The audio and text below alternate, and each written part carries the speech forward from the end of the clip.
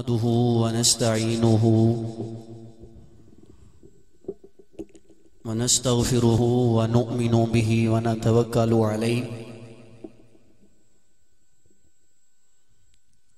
ونعوذ بالله من شرور أنفسنا ومن سيئات أعمالنا من يهد الله فلا مضل له ومن يضلله فلا هادي له ونشهد أن سيدنا وسندنا وحبيبنا وقريبنا وطبيبنا ومأوانا وملجانا مؤيدنا مخدومنا معصومنا منظومنا مقصودنا قريبنا ومعشوقنا ثم نشهد أن محمدا عبده ورسوله أما بعد فأعوذ بالله من الشيطان الرجيم بسم الله الرحمن الرحيم ورفعنا لك ذكرك آمنت بالله صدق الله العظيم وصدق رسوله النبي الكريم الأمين إن الله وملائكته يصلون على النبي يا أيها الذين آمنوا صلوا عليه وسلموا تسليما صلاۃ و سلام علیکہ یا رسول اللہ جدہ جدہ عقیدہ کے سرکار درود سندے نے ذرا بلند آواز نہ پڑھ لے صلاۃ و سلام علیکہ یا حبیب اللہ صلاۃ و سلام علیکہ یا نبی اللہ وعلی آلک واصحابک یا کریم اللہ خشک شاخوں کو وہ تازہ گلاب دیتے ہیں خشک شاخوں کو وہ تازہ گلاب دیتے ہیں عہد پیڑھی کو وہ پھر سے تازہ شباب دیتے ہیں پڑھ لے درود غفلت نہ کر خدا کی قسم تیرے سلام کا وہ اب بھی جواب دیتے ہیں ذرا پڑھ لو صلاۃ و سلام علیکہ یا رسول اللہ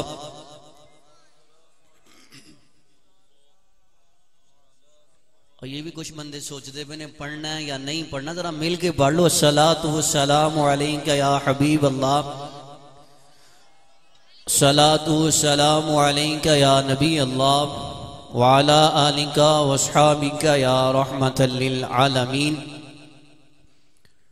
اللہ جل جلالہ وعم نوالہ وعظم شانہ کی حمد و ثنا حضور نبی مکرم نور مجسم شفیع معظم دستگیر جہاں غم غسار زمان سید سرورہ حامی بے کساں قائد المرسلین احمد مجتبی جناب محمد مصطفیٰ صلی اللہ علیہ وآلہ وسلم کی بلند بارگاہ اقدس میں ہدیہ درود و سلام پیش کرنے کے بعد آج کی بزم کی صدارت فرما رہے ہیں حضرت علامہ مولانا پیر سید محمد نعیم شاہ صاحب اور ان کے ساتھ تشریف فرما علماء کرام نعت خواں حضرات اور جتنے بھی حضور صلی اللہ علیہ وسلم کے عشاق سامنے بیٹھے ہیں اور کچھ عشاق ابھی انتظار میں ہیں کہ محفل میں جا کے بیٹھیں یا نہ بیٹھیں چلیں گھر سے تو تشریف لے ہی آئے اب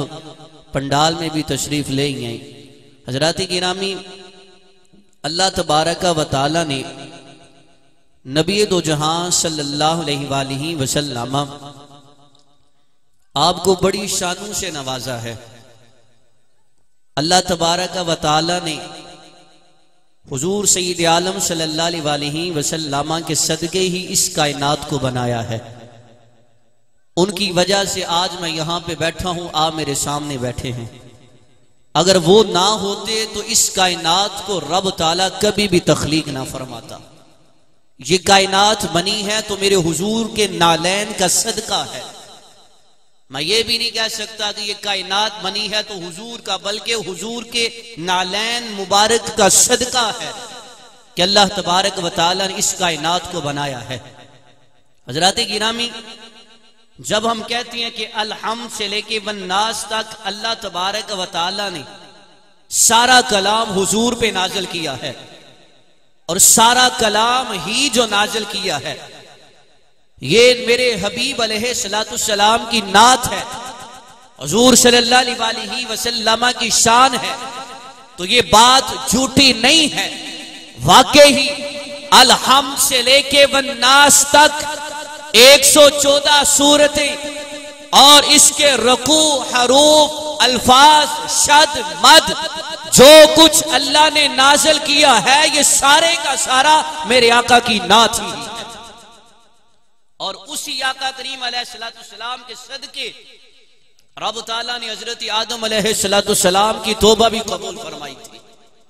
حضرت عمر بن خطاب رضی اللہ تعالی عنہ روایت کرتے ہیں، صحیح مسلم شریف میں یہ حدیث پاک موجود ہے کہ سرکار مدینہ صلی اللہ علیہ وسلم ارشاد فرماتے ہیں کہ آدم علیہ السلام آپ جنت میں کتنی دیر رہے تھے؟ صرف 43 سال۔ 43 سال آدم علیہ السلام جنت میں رہے ہیں، اور ایک روایت کے مطابق 1000 سال آدم علیہ السلام اللہ تبارک و تعالیٰ کی بارگاہ میں توبہ کرتے رہے تھے، اور آدم علیہ السلام آپ نے مسلسل 40 دن نہ کھانا کھایا تھا نہ پانی پیا تھا۔ جب آدم علیہ السلام کو جنت سے رخصت کیا گیا تھا تو آدم علیہ السلام رب تعالیٰ کی بارگاہ میں مسلسل توبہ کر رہے تھے، لیکن ایک دن آدم علیہ السلام عرض کرتے ہیں، یا اللہ تجھے واسطہ محمد مصطفیٰ کا یا اللہ مجھے معاف فرما دے۔ اللہ نے فرمایا، آدم تجھے کس نے بتایا ہے کہ کوئی محمد مصطفیٰ ہے اور اللہ ان سے محبت اتنی کرتا ہے؟ تجھے کس نے بتایا ہے؟ آدم علیہ السلام عرض کرتے ہیں کہ یا اللہ جب میں نے اپنے چہرے کو عرش کی طرف اٹھایا تو میں نے عرش کے پائے پہ لکھا دیکھا تھا، لا الہ الا اللہ محمد الرسول اللہ۔ تو میں سمجھ گیا کہ اللہ جس سے پیار کرتا ہے اس کا نام محمد مصطفیٰ ہے۔ میں سمجھ گیا کہ اللہ جس سے پیار کرتا ہے وہ محمد مصطفیٰ ہے، تو اس لیے ان کا وسیلہ تیری بارگاہ میں پیش کر رہا ہوں، یا اللہ مجھے معاف فرما۔ اللہ فرمایا، آدم بس، کیا تو نے وہاں پہ لکھا دیکھا ہے؟ عرض کی، یا اللہ ہاں وہاں پہ دیکھا ہے۔ فرمایا، آدم نہیں، جنت کے ہر دروازے پہ جہاں پہ میرا نام لکھا ہے وہاں پہ میرے حبیب کا نام لکھا ہے۔ اور فرمایا، آدم بس نہیں، بلکہ جنت کے ہر درخت میں میرے حبیب کا نام لکھا ہے۔ فرمایا، بس نہیں، جنت کے ہر درخت کی شاخ پر میرے حبیب کا نام لکھا ہے، ہر شاخ کے پتے پر۔ بلکہ فرمایا، آدم جہاں پہ میرا ذکر ہوگا وہاں پہ میرے حبیب کا ذکر ہوگا۔ جہاں پہ بھی تسی سبحان اللہ ذرا ٹھہر کے کہہ لیا جی، راکھن سبحان اللہ، اچھی آواز نہ کن سبحان اللہ۔ میرا بھی زور لگ رہا ہے، ماسا ٹاڈا بھی تو لگے، ذرا اچھی آواز نہ کن سبحان اللہ۔ ذرا چادراں جو باہر ہاتھ کڈو، میں بھی تے کڈے نے نا، ذرا ہاتھ باہر کڈ کے آکھو سبحان اللہ۔ ہن پتہ چل رہا محفل پاک سے آئے ہیں۔ اگر کوئی ایک مولوی دا خون کٹنا ہے تو کوئی سٹاکی ٹاڈا بھی تو کٹنا چاہیے نا، یا نہیں کٹنا چاہیے جی؟ پا ساڈا کٹے تو سٹاکی ٹاڈا بھی کٹے، ذرا اچھی آکھو سبحان اللہ۔ تو پتہ چلا صرف حضور کا نام عرش کے پائے پہ نہیں، بلکہ جہاں پہ اللہ کا نام لیا جائے گا وہاں پہ مصطفیٰ کا نام لیا جائے گا۔ اور اللہ تبارک و تعالی نے ارشاد فرمایا، وَرَفَعْنَا لَكَ ذِكْرَكَ، اے نبی ہم نے آپ کو بڑی فضیلت عطا فرمائی ہے، بڑی شان عطا فرمائی ہے، آپ کی بہت زیادہ رفعت ہے، آپ کے کمالات بڑے ہیں، آپ کے فضائل بڑے ہیں، آپ کی شان کو اگر بیان کرنا چاہیں تو یہ شان ختم نہیں ہو سکتی۔ اور اسی شان کے لیے ہی حضور علیہ السلام نے جبریل امین علیہ السلام سے فرمایا اے جبریل بتا تیری عمر کتنی ہے؟ عرض کی یا رسول اللہ کوئی کنفرم تو نہیں، لیکن یہ ہے کہ آسمان پہ ایک ستارہ نکلتا ہے 70,000 سال کے بعد، اور فرمایا 70 دفعہ میں اس کو دیکھ چکا ہوں۔ اب یا رسول اللہ میری اتنی عمر ہے۔ میرے حضور علیہ السلام فرمانے لگے جبریل بس تمہاری صرف اتنی عمر ہے؟ عرض کرتے ہیں ہاں یا رسول اللہ بس اتنی عمر ہے۔ فرمایا جبریل وہ جو ستارہ نکلتا تھا وہ میں ہی تھا، جس ستارے کو تم دیکھتے تھے وہ ستارہ میں تھا۔ اور حضرت جبریل امین یہ بھی کہتے ہیں کہ یا رسول اللہ میں نے مشرق کو بھی دیکھا ہے، میں نے مغرب کو بھی دیکھا ہے، شمال کو بھی دیکھا ہے، جنوب کو بھی دیکھا ہے، یا رسول اللہ زمین کی تہ کو دیکھا ہے، آسمانی مخلوق کو دیکھا ہے، لیکن یا رسول اللہ آپ جیسا میں نے پوری کائنات میں نہیں دیکھا۔ جتنا حسین، جتنی فضیلت آپ کو عطا کی ہے۔ اب حضرات گرامی اللہ نے ارشاد فرمایا وَرَفَعْنَا لَكَ ذِكْرَكَ، اے محبوب ہم نے آپ کا ذکر آپ کے لیے بلند فرما دیا۔ اب کنہ کو ذکر مصطفیٰ علیہ السلام دا بلند کیتا؟ نبی پاک صلی اللہ علیہ وسلم دا ذکر صرف رب تعالیٰ نے قرآن تک محدود رکھا یا اس کے علاوہ بھی حضور صلی اللہ علیہ وسلم کے فضائل ہیں؟ تو قرآن کے علاوہ ہم جب سابقہ کتابوں کو دیکھتے ہیں، تورات کو دیکھتے ہیں، زبور کو دیکھتے ہیں، انجیل کو دیکھتے ہیں، پھر ہم قرآن کو دیکھتے ہیں، 4 کتابیں جب ہم پڑھ بھی لیں تو پھر بھی ہم فیصلہ نہیں کر سکتے کہ سرکار کا ذکر صرف اتنا ہی ہے۔ پھر بھی ہم فیصلہ نہیں کر سکتے کہ سرکار کا ذکر کتنا ہے۔ حضرات گرامی حضرت جعفر بن محمد صادق رضی اللہ تعالی عنہ، امام جعفر صادق، آپ فرماتے ہیں کہ اللہ تبارک و تعالی نے ارشاد فرمایا اور وَرَفَعْنَا لَكَ ذِكْرَكَ، آیا مبارکہ کی تفسیر میں قاضی ایاز مالکی علیہ الرحمہ آپ اس حدیث کو نقل کرتے ہیں۔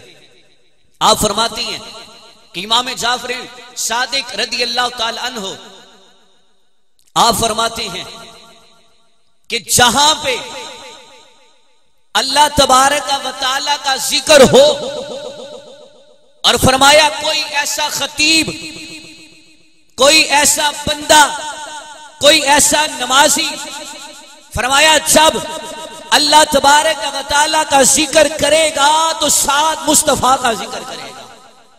اور امام جعفر فرماتے ہیں کہ بس یہاں تک نہیں، جو کلمہ شہادت پڑھنے والا ہے، اشہد ان لا الہ الا اللہ وحدہ لا شریک لہ واشہد ان محمدا عبدہ ورسولہ، فرمایا جو کلمہ شہادت پڑھنے والا ہے، چاہے کوئی مؤذن اذان دینے والا ہے، چاہے کوئی خطیب تقریر کرنے والا ہے، چاہے کوئی نقیب نقابت کرنے والا ہے، چاہے کوئی مفسر تفسیر کرنے والا ہے، چاہے کوئی حاجی حج کرنے والا ہے، امام جعفر صادق کہتی ہیں کہ جہاں پہ اللہ کا ذکر کیا جائے گا وہاں پہ ساتھ مصطفیٰ کا ذکر کیا جائے گا۔ اور فرمایا اگر صرف اللہ کا ذکر کرے، مصطفیٰ کا ذکر نہ کرے تو حضرت ابو قتادہ رضی اللہ تعالی عنہ آپ فرماتے ہیں کہ اللہ تبارک و تعالی نے ارشاد فرمایا ذکرتو ذکرنی، حضور علیہ السلام کے حوالے سے اللہ نے ارشاد فرمایا کہ اے نبی جو تیرا ذکر کرے گا وہ میرا ہی ذکر کرے گا۔ اللہ تبارک و تعالی نے یہ نہیں کہا کہ ذکرنی ذکرتو، توجہ کرے آجے، اللہ تبارک و تعالیٰ نے یہ نہیں فرمایا کہ اے نبی جو میرا ذکر کرے گا وہ تیرا ذکر کرے گا، یہ نہیں فرمایا۔ اللہ کو پتا تھا کہ کچھ ایسے لوگ بھی پیدا ہوں گے جو توحید کانفرنس کریں گے، جو کہیں گے بس اللہ تبارک و تعالیٰ کی ذات پہ ایمان رکھو۔ کچھ ایسے لوگ بھی ہوں گے جو یہ کہیں گے کہ بس اللہ کافی ہے، اللہ کے بعد کسی رسول کی ضرورت نہیں، رسول معاذ اللہ مر کر مٹی میں چلے گئے، کچھ ایسے لوگ بھی آئیں گے جو ساری ساری رات میرا ذکر تو کریں گے اور پھر یہ کہہ دیں گے کہ اللہ نے ارشاد فرما دیا ہے کہ جس نے میرا ذکر کیا اس نے مصطفیٰ کا ذکر کیا. فرمایا حبیب ایسے نہیں ہو سکتا. کچھ لوگ ڈنڈی مار جائیں گے. اس لیے کہا کہ جب میرا ذکر ہوگا ساتھ. فرمایا یہ نہیں کہ میرا ذکر ہو تو تمہارا ذکر. فرمایا بلکہ جب تیرا ذکر ہوگا تو ذکرنی. فرمایا میرا ذکر. پتا چلا کہ کوئی اللہ کا ذکر کرے مصطفیٰ کا نہ کرے رب تعالیٰ سے ذکر کو ہی قبول نہیں فرماتا. حضرات گرامی اب کچھ لوگ کہتے ہیں قرآن کافی ہے, قرآن میں سارے مسائل لکھے ہیں. حضرات گرامی ذرا توجہ کرے آجے.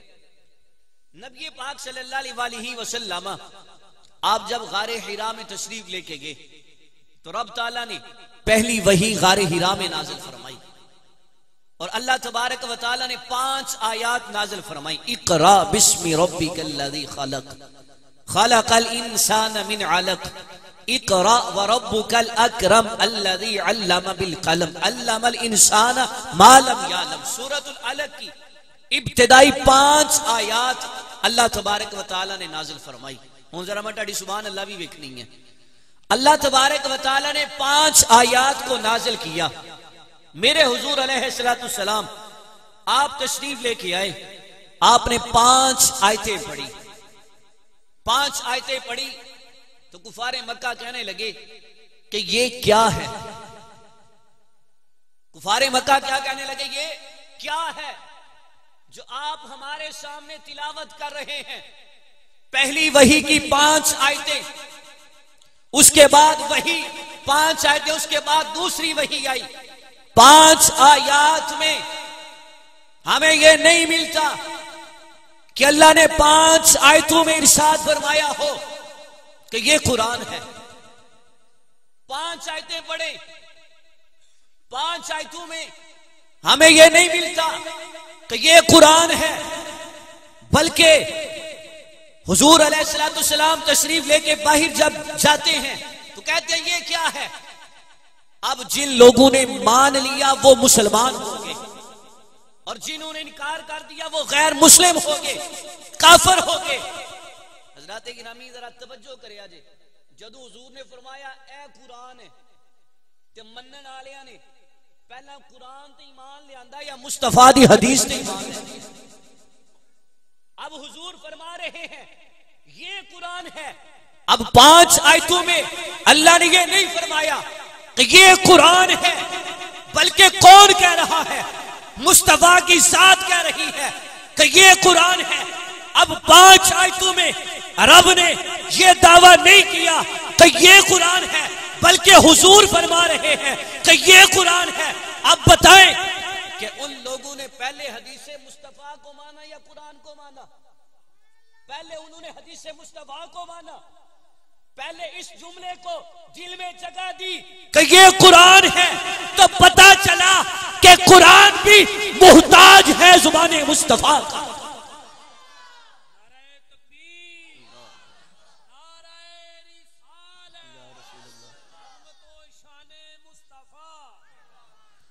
اب کہا مصطفیٰ نے یہ قرآن ہے. حضرات گرامی پہلے ایمان حضور صلی اللہ علیہ وسلم کی اس جملے پہ ہوا. مثال کے طور پہ کوئی مخبر خبر لے کے آتا ہے تو آپ پہلے جو خبر لے کے آ رہا ہے اس کی تصدیق کریں گے کہ یہ بندہ سچا بھی ہے یا نہیں. اب رسول کریم علیہ السلام نے کہہ دیا کہ یہ قرآن ہے, اور اسی طرح میرے مصطفیٰ علیہ السلام نے فرمایا کہ اللہ ایک ہے, اللہ ایک ہے. تو ہم نے حضور صلی اللہ علیہ وسلم آپ کی ذات پہ یقین کر کے کہہ دیا کہ واقعی اللہ ایک ہے. اب حضرات اکرامی اسی طرح جب کہا یہ قرآن ہے تو جو لوگ مان گئے حدیث مصطفیٰ کو یعنی حضور کے جملے کو کہ یہ قرآن ہے, پھر جا کے کہا کہ واقعی قرآن ہے, اللہ نے مسلمان کر دیا, تو پتا چلا کہ قرآن اس بندے کو قبول کرے گا جو پہلے مصطفیٰ کے اس فرمان کو قبول کرے گا۔ تو قرآن تک پہنچنے کے لیے پہلے صاحب قرآن تک پہنچنا پڑے گا۔ جب ہم صاحب قرآن تک پہنچ جائیں گے پھر ہم قرآن تک پہنچ سکتے ہیں۔ اب یہی قرآن جس میں اللہ تبارک و تعالی نے ارشاد فرمایا الذین یتبعون الرسول النبی الامی الذی یجدونہ مکتوبا عندہم فی التوراۃ والانجیل یأمرہم بالمعروف وینہاہم عن المنکر ویحل لہم الطیبات ویحرم علیہم الخبائث۔ حضور علیہ السلام کے اوصاف کو ذکر کرتے ہوئے حضور علیہ السلام کا ایک وصف یہ ذکر فرمایا کہ وَيُحِلُّ لَهُمُ الطَّيِّبَاتِ، کہ وہ نبی طیب چیزوں کو حلال فرما دے گا اور خبائث چیزوں کو حرام فرما دے گا۔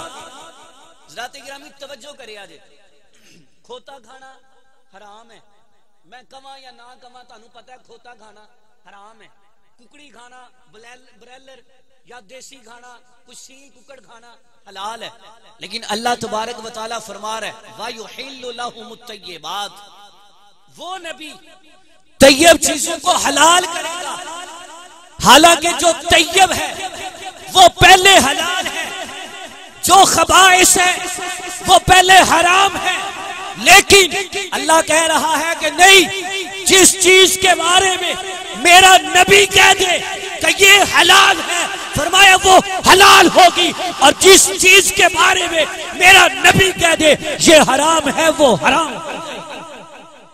حلال چیز بھی محتاج ہے زبان مصطفیٰ کی، حلال چیز کے بارے میں زبان مصطفیٰ سے نکلے تو اللہ تبارک و تعالی حرام فرما دیتا ہے، اور خبائث کے بارے میں زبان مصطفیٰ سے نکلے تو رب تعالی حرام فرما دیتا ہے۔ تو یہ منصب اللہ تبارک و تعالی نے رسول پاک علیہ السلام کے ذکر کیے۔ اب حضرات گرامی آگے چلیے کہ اللہ تبارک و تعالی نے مصطفیٰ علیہ السلام کا کتنا کو ذکر بلند کیا، کتنی کچھ شان مصطفیٰ علیہ السلام کی بلند کی۔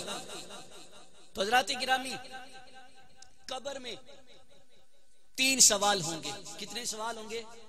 3۔ روچی بولو کتنے سوال ہوں گے جی؟ 3 سوال قبر وچ ہوں گے۔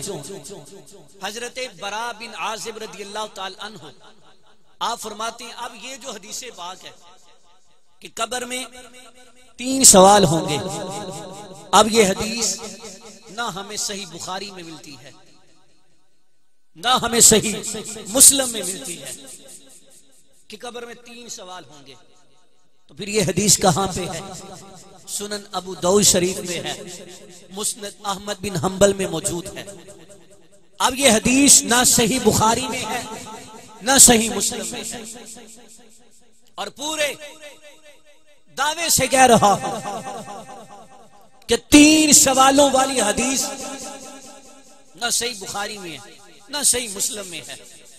3 سوال قبر میں ہوں گے۔ یہ حدیث ابو داؤد شریف میں ہے کہ حضرت برا بن عازب رضی اللہ تعالیٰ عنہ ارشاد فرماتے ہیں کہ جب انسان مر جاتا ہے تو جب انسان کو قبر میں رکھ دیا جاتا ہے، قبر میں رکھنے کے بعد فرشتے تشریف لے کے آتے ہیں۔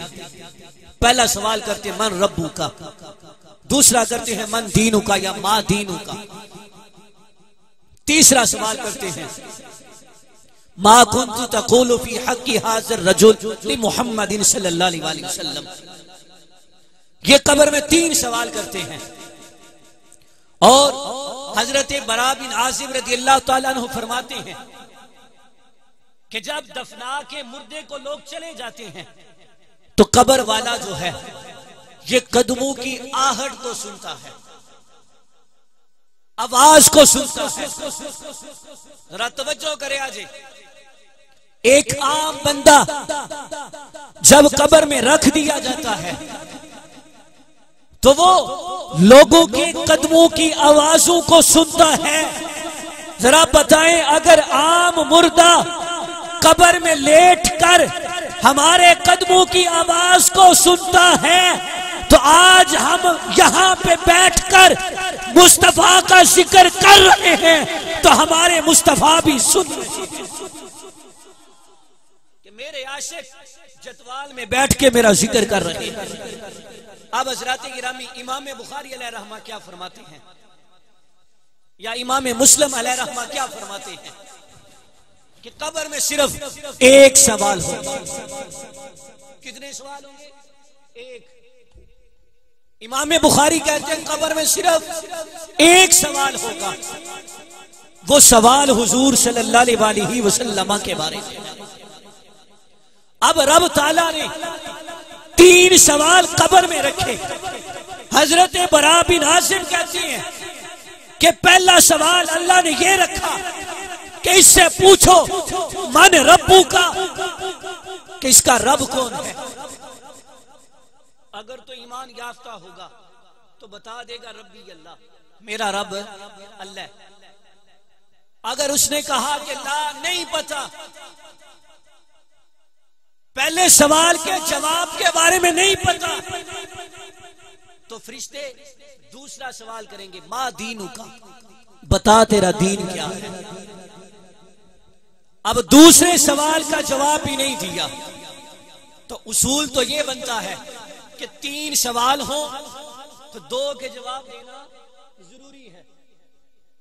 ون ڈے میچ لگی ہوں 5 تو پاکستان کی جیتے گا، 3 جیتے گا تو پاکستان دی جیت بنے گی۔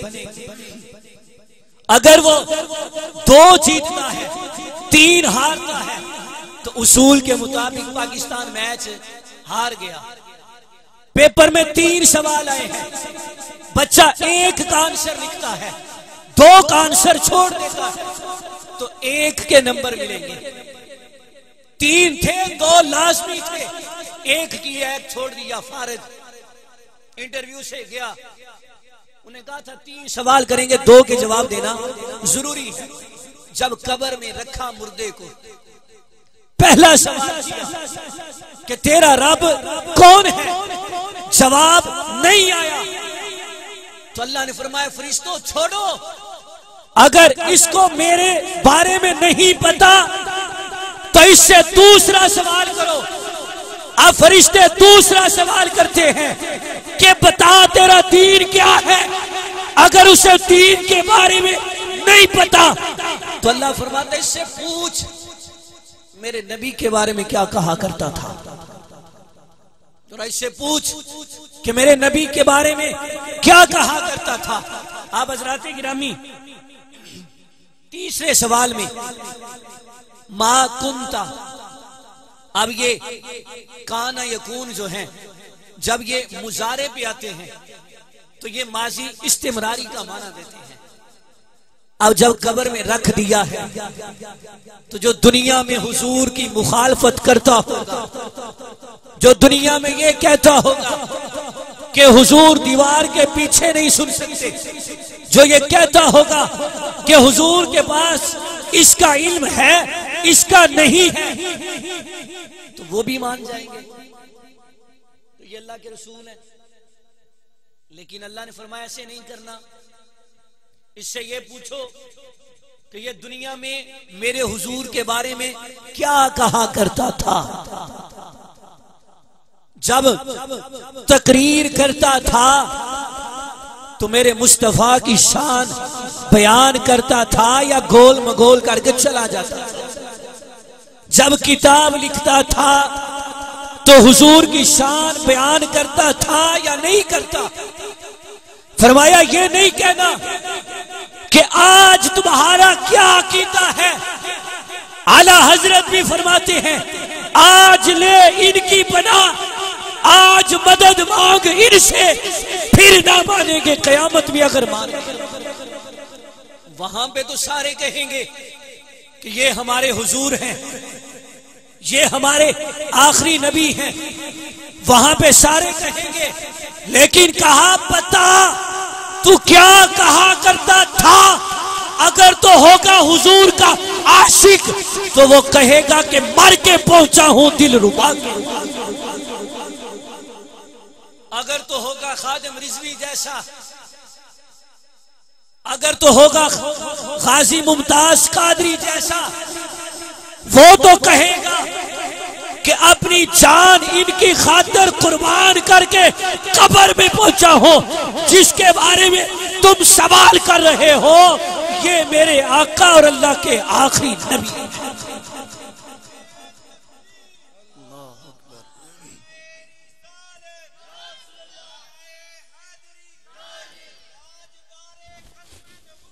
زندہ باد زندہ باد۔ تو حضرات گرامی پتہ چلا کہ اگر کوئی مصطفیٰ علیہ السلام کے در پہ نہ پہنچے تو وہ کبھی بھی اللہ کے در پہ نہیں پہنچ سکتا۔ اللہ تبارک و تعالی ہمیں عمل کی توفیق عطا فرمائے۔